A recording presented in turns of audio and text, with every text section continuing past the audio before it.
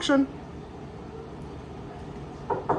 Hey, Mr. Baxter. I have Vanessa here, and we wanted to see if we could give bedside shift report now.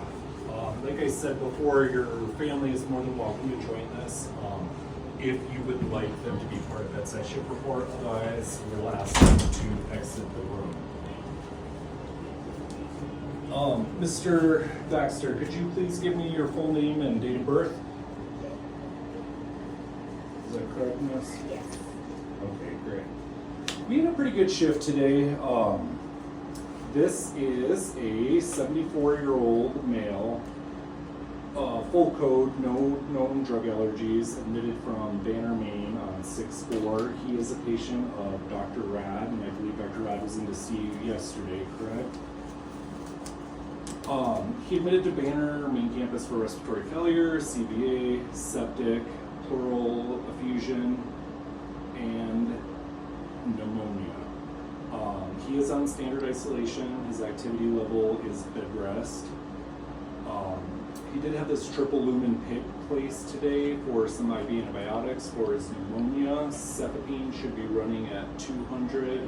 That is his first dose of antibiotic, and I believe it goes through the 18th. We can verify on the MAR. Mr. Baxter has a nasogastric tube at 60 centimeters on running Jevity 1.2 at 55 with 50 Q4 water flush. He does have the 20 gauge PIV in that left arm there too. Could you take a peek under that bandage just to make sure? Okay, that's good. He does have a chest tube to the right upper.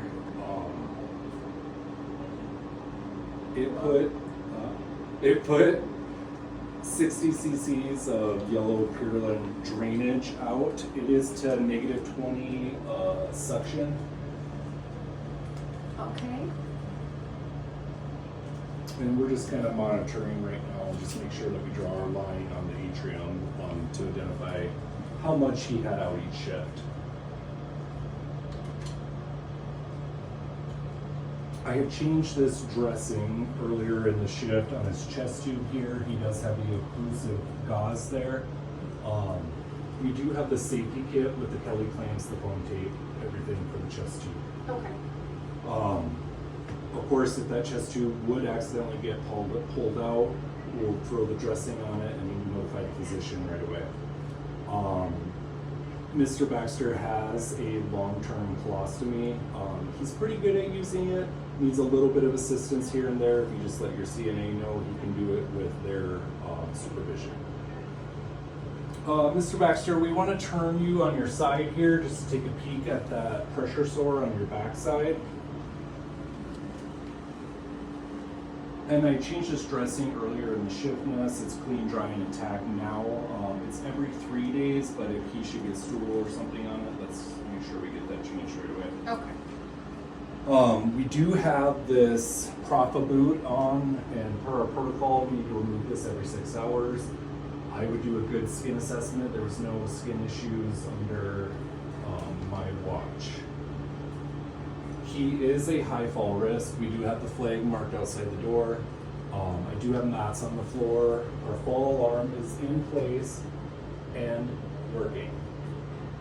Alarm delay is 0 seconds. Actually, I just delayed it, but the alarm is working.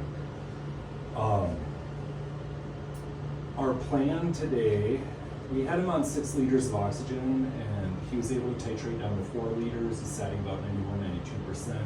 His goal is to get off oxygen prior to going home. He does have an incentive spirometer. I've been keeping after him every hour, 10 deep breaths every hour. He does have a wife that helps remind him to use his incentive spirometer as well. We're just gonna update your whiteboard here, Mr. Baxter. You get a marker, Ness? Yes. Or if you want to go ahead and put your information up there.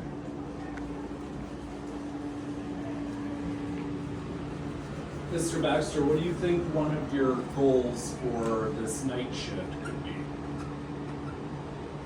I want to get some rest. Yeah, that's a good goal. And then also remember, I want you using that incentive spirometer every hour that you're awake, 10 deep breaths. That's going to help you get you off of the oxygen. Danielle is house supervisor on this shift. Vanessa will be your registered nurse. Jennifer will be coming in as the CNA. You probably have already met her on their bedside shift report earlier. Again, Dr. Rad is your primary physician. And then we have Cindy here for respiratory therapy. If you get short breath, make sure you're calling us right away. Lisa is your case manager. She will be discussing discharge plans with you. We start that process immediately upon admission, just to make sure we get you to the next level of care as quick as possible.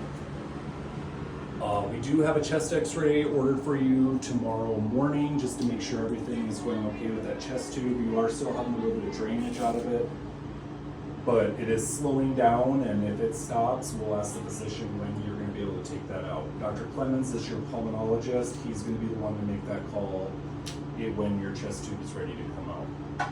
When was the last time you gave him pain meds? He had asked for pain meds prior. I'm going to grab them right after this, and then so we'll go from that time. He was a 7 out of 10 pain in the right upper chest. He does have an oxycodone, 10 milligram for severe pain, and I'll give him one of those before I leave. And it's today. Q4? Q4 PRN. He is on an NPO diet. I noticed that there's a cardiac diet written on the board, but he is receiving all his nutrition just through the tube feed.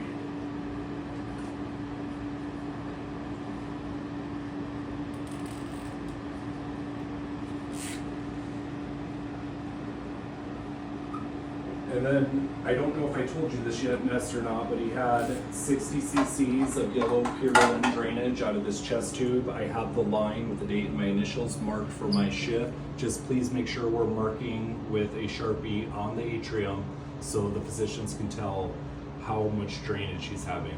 Okay. He does have a Foley catheter. It's only been in 3 days. We're using it for urinary retention. I guess they try to take it out in the hospital.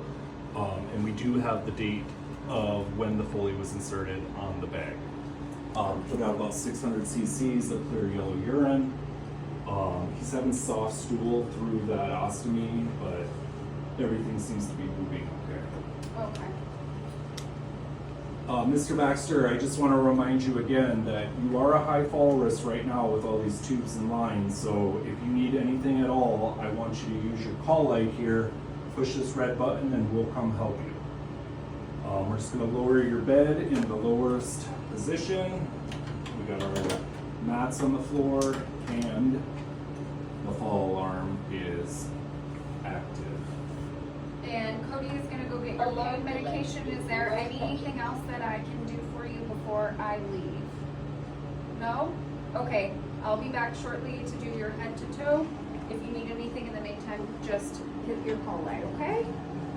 All right, thank you, Mr. Baxter, and I hope you have a good night. You're in good hands with Vanessa here. She's been with us for the last 5 years. She's a great nurse. You're in good hands.